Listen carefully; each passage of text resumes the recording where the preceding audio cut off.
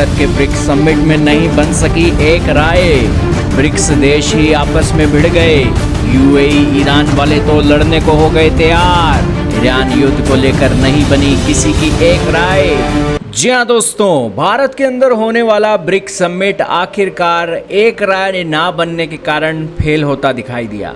नई दिल्ली में ब्रिक्स देशों के विदेश मंत्रियों की 2 दिवसीय बैठक शुक्रवार को ईरान के खिलाफ युद्ध पर किसी आम सहमति के बिना समाप्त हो गई। ब्रिक्स के परिणाम दस्तावेज में केवल यह स्वीकार किया गया कि सदस्यों के बीच अलग अलग विचार बने हुए हैं। भारत में आयोजित ब्रिक्स सम्मेलन का यह लगातार दूसरा अवसर था जब ईरान युद्ध के कारण पैदा हुए मिडिल ईस्ट संघर्ष पर आम सहमति नहीं बन पाई। भारत इस साल ब्रिक्स की अध्यक्षता कर रहा है और भारत की 2026 ब्रिक्स अध्यक्षता के तहत पहली महत्वपूर्ण मंत्री स्तरीय बैठक थी और ये बैठक तब हो रही थी जब भारत के पड़ोस में अमेरिका के राष्ट्रपति चीन के दौरे पर थे। यह लगभग 1 दशक में किसी अमेरिकी राष्ट्रपति की बीजिंग यात्रा थी। इस कारण चीनी विदेश मंत्री वांग यी भी भारत नहीं आ सके और उनकी जगह चीन का प्रतिनिधित्व भारत में चीन के एम्बेसडर जू फेयोंग ने किया। इस बैठक में रूस के सरगेई लावरोव, ईरान के विदेश मंत्री, ब्राजील के माउरो वेरा, दक्षिण अफ्रीका के रोनाल्ड लामोला और इंडोनेशिया, मिस्र और इथोपिया के विदेश मंत्री भी शामिल हुए।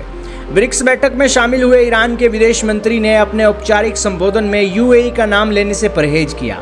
बाद में ईरानी सरकारी मीडिया के अनुसार उन्होंने कहा कि यह संयम का कार्य नहीं था बल्कि एकता बनाए रखने के लिए था। आरागाची ने ब्रिक्स सदस्यों से अमेरिका और इजराइल द्वारा किए गए अंतर्राष्ट्रीय कानून के उल्लंघन की स्पष्ट रूप से निंदा करने और युद्ध भड़काने को रोकने और संयुक्त राष्ट्र चार्टर का उल्लंघन करने वालों की दंड मुक्ति को समाप्त करने के लिए ठोस कार्रवाई करने का आग्रह किया। उन्होंने कहा, हमारा मानना है कि ब्रिक्स एक अधिक न्यायपूर्ण, संतुलित और मानवीय वैश्विक व्यवस्था को आकार देने में प्रमुख स्तंभों में से एक बन सकता है और बनना ही चाहिए। एक ऐसी व्यवस्था जिसमें ताकत कभी सही नहीं हो सकती। बैठक में शामिल यूएई के प्रतिनिधि अल मरार ने अपने बयान में ईरान को विशेष रूप से निशाना बनाया। उन्होंने खाड़ी देशों पर ईरान के हमलों की निंदा करने का आह्वान किया। इससे ब्रिक्स देशों के बीच दरार स्पष्ट रूप से नजर आई। क्योंकि ईरान और यूएई दोनों ब्रिक्स के पूर्णकालिक सदस्य हैं, इसके बावजूद दोनों देशों में युद्ध जैसे हालात हैं और वे एक दूसरे पर जुबानी हमले भी कर रहे हैं। ईरान ने अमेरिकी इजरायली हमले शुरू होने के बाद सबसे ज़्यादा यूएई पर ही जवाबी हमले किए थे।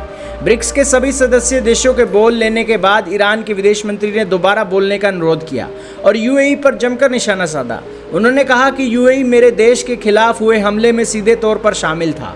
हमले शुरू होने पर उन्होंने निंदा तक नहीं की।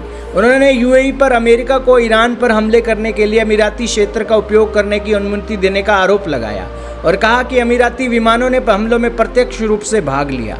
खैर, यहाँ पर इलाका तो भारत का था और मंच ब्रिक्स का था, लेकिन भिड़ ईरान और यूएई गए। हालांकि ईरान तो यहाँ पर न्याय की गुहार लेने आया था। उसका तो यह मानना था कि यूनाइटेड नेशन में उसकी नहीं सुनी जाती, इस ब्रिक्स के मंच पर उसकी सुनी जाएगी। लेकिन जब अपने ही यूएई जैसे देश बेगाने हो जाएं, तो दोस्तों ईरान को अपना माथा ही फोड़ना पड़ा ब्रिक्स में और कोई एक राय बन नहीं सकी। यहाँ पर यूएई कह रहा है कि मेरे देश पर हमले हो रहे हैं, मैंने तो ईरान का कुछ नहीं बिगाड़ा, तो मेरे देश के हमले के ऊपर ईरान की निंदा की जाए। ईरान कह रहा है कि तुम अमेरिकी हवाई अड्डों के चलते ईरान पर हमले को लेकर एक सीधे तरीके से रिस्पॉन्सिबल हो, इसलिए तुम्हारी निंदा करने का कोई बात मतलब बनता नहीं है। तो इस मामले में दोस्तों ये एक बातें हो गई और इस मामले में भारत भी अपने रिश्ते बिगाड़ना नहीं चाहता और दुनिया का कोई भी देश रिश्ते नहीं बिगाड़ना चाहता, क्योंकि इन मामलों में एक भी राय ईरान और यूएई दोनों के साथ रिश्तों को ख़राब कर सकती है और दुनिया का देश कोई भी ये रिस्क नहीं लेना चाहता। इसलिए दोस्तों दुनिया में कोई भी सही को सही और गलत को गलत नहीं बोल पाता है और इसीलिए एक राय इस ब्रिक्स समिट के अंदर भी नहीं बन पाई। अब एक राय नहीं बन पाई तो जाहिर सी बात है कि ये ब्रिक्स समिट भी फेल है। इस ब्रिक्स समिट के भी दोस्तों कोई मायने बचते ही नहीं हैं। कहने का इतना ही मतलब है कि यहाँ पर अमेरिका ने ऐसा तड़का लगाया है, ऐसा रायता फैलाया है कि अब दोस्तों बातें बिगड़ रही हैं, सुधर रही नहीं है। आपका क्या मानना है कमेंट सेक्शन में बताइएगा। इस वीडियो में इतना ही था।